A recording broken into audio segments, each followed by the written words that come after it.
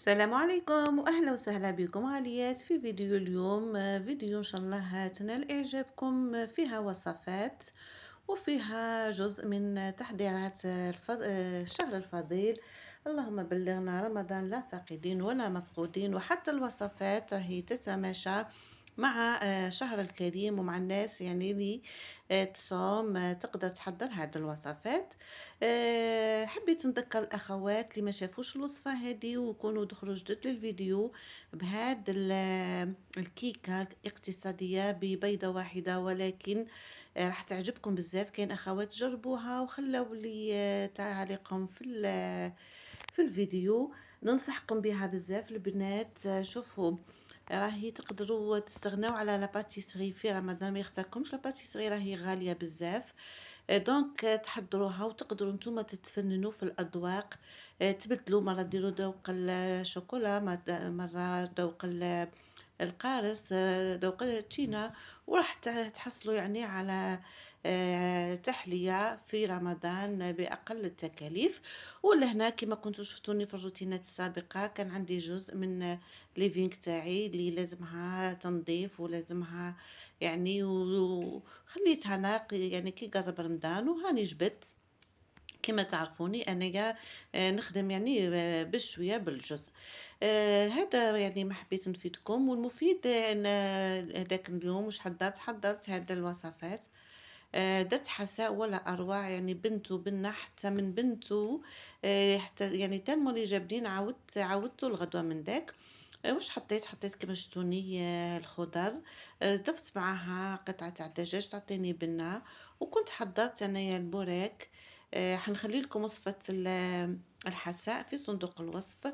لهنا كما كنت تشوفوا البطاطا كنت طيبتها في الحساء ونحيتها، زدت لها هاد الاضافات اللي هي البيضاء وشويه معدنوس، رشه ملح، رشه فلفل اسود، زدت لها سنينة ثوم. ومجرد يعني حشوة بسيطة بالدجاج تجي هايلة البنات. نجي لهنا بالطريقة هذه نشكلها. لهنا اني جبت معايا كاميرا مان يصور معايا. حطيت الهريسة، يحبوا الهريسة يحبوها تكون حارة. حطيت الحشوة، نحط شوية تاع الجبن. كما تعرفوا بوراك يعني بدون جبن ما يسماش بوراك. درتهم انا على شكل دي سيجار بالطريقه هذه. نلفوها مليح، نحاولوا نشبحوا باش تعطينا شكل السيجار. يجي شكل مليح كما كنتوا تشوفوا بالطريقه هذه. كما قلت لكم الحساء اللي درتو كنت درت له اليوم بسباس. لهنا اخر لحظه قالوا لي ديري لنا تاع البيض. دزت البيضه وزدت قطعه تاع الجبن. ميني بريك تقدروا تقولوا ميني بريك، يعني تاع اخر لحظه. اكيد يعني الحشوه كانت جاتني قد قد. المفيد قليت الحبات تاع لي سيجار تاعي وقليت هادو اللي راكم تشوفوا فيهم ميني بريك. كما قلت البنات اللي يحب البيض تاعو يكون طايب ينقص شويه، خلينا المتوسطه. واللي يحبهم مش طيبين يقوي شويه على النار. وتحصلت على أبن حساء هايل بقوام رائع مع البوراك كما راكم تشوفوا. اللي ما نستغناوش عليه في يومياتنا، وحتى يعني وخاصة في شهر الكريم. كاين ناس كي نقولوا رمضان نقولوا 30 يوم بوراك على طاولة رمضان. انا صراحة نحاول ننوع بين يعني المخبوزات، مش كل يوم بوراك. اكيد القليان بزاف موش مليح. ولا هنا شوفوا لي لهنا كيفاه جا، يعني صدقوني جا حساء بنت وبنة. يعني الخضر اللي استعملتها كما كنتوا شفتوني مع قطعة الدجاج هذاك تاني عطاتو بنة. يمشي كما نقولوا بزاف مع القارص ومع المعدنوس. وهادو هما الاطباق اللي كنت يعني حضرتهم رافقتهم مع بعضهم. كنقولوا البوراك لازم مو حساء ولا شوربه ولا حريره، يجي كروستيون. نقليوه يعني اخر لحظه باش يبقى لنا مقرمش. والفرماج يدوب مع هذيك السخانه ويزيد له بنه على بنه. رايحين نروحوا الآن إلى الوصفة الثانية اللي حضرتها، اللي هي وصفة البيتزا كاري. حطيت أنا كاس سميد، حطيت 2 كيسان ماء دافي، تقدروا تحطوا كاس ماء وكاس حليب. نخلط هكا مليح، نحضر هذا تحضير مسبق تاع 10 دقائق باش الخميره يعني تخمر لي تمتم. نحاول نخلط مليح السميد تاعي باش كما قلت الحبه ديك تاع السميد تشرب مليح الماء. ضفت هنا مغرف وربع تاع خميره فوريه، مغرف الكبيره، وزدت لهنا مغرف تاع السكر باش تعاون الخميره تتفاعل مليح.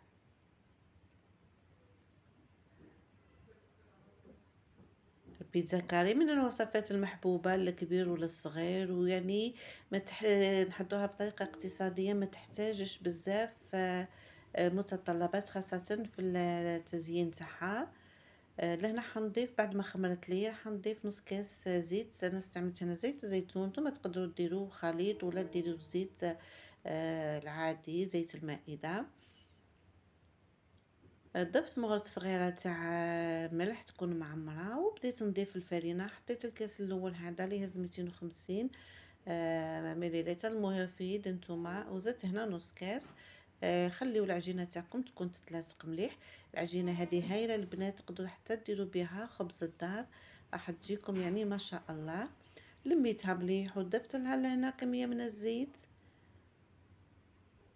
وخليتها باش تعاود تختمر.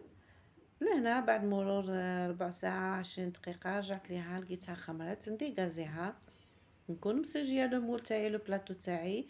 النوع هذا البنات كي يكون مرودي كما نقولوا خدم مليح يطيب ما شاء الله. وهديت لكم هذاك القلب ان شاء الله تتقبلوه مني. نهز العجينه تاعي كما قلت لكم بالطريقه هذه، وتقدروا ديروها خبز الدار راح تجيكم هايله. نحضرها معكم ان شاء الله في مرات مقبله. يجي خبز الدار تاعو كانه بالسميد ويجي خفيف. بسطها هنا كامل على قد المول، هذا المول تاع بلاطو تاع خبزة اللي يدخل في الفرن العادي. كانت عندي صلصة لهنا، مجرد حطيت الصلصة تاعي. نتوما حضروا الصلصة اللي مالفين تعتمدوها، ولا تقدروا نحط لكم في صندوق الوصف طريقتي. زينت هنا كما قلت بالشي اللي كان عندي فلفل حار فلفل حلو. زدت اللمسة هذه تاع زيت الزيتون. نكون اكيد مسخره الفرن تاعي على اعلى درجه. البيتزا تحب الفرن يكون سخون بزاف، من اسرار نجاحها. لهنا كانت طابت. السمك تتحكموا فيه، انا درتها يعني بسمك مليح، ماهوش رقيق خلاص وماهوش خشين خلاص. نرافقوها تاني مع حساء مع شوربه مع حريره. وحنا درنا يعني في رمضان سورتو الايام الاخيره اللي يبدا الانسان يتعب فيها، تقدري ديريها وترافقيها كما قلت مع الحساء ولا شوربه ولا حريره. وراح تكوني وفيتي بدرتي طاوله مع سلطه. ممكن تزيدي حاجه خفيفه. وهذه هي النتيجة، يعني جات ولا أروع، مع أنه طريقة بسيطة وطريقة التزيين تزيني بالشي اللي يكون عندك زيتون، رشة تاع المعدنوس. يعني تقدري تزيدي تاني لي زونشوا تاني تجيبيها هايله. وشوفوا كيفاش الطراوه تاعها تجي هايله ما شاء الله عليها. وهذا هو الفيديو. نتمنى حبيباتي اللي وصلتوا معايا ما تنسونيش بالجيم، والى اللقاء في فيديوهات مقبله ان شاء الله. سلام.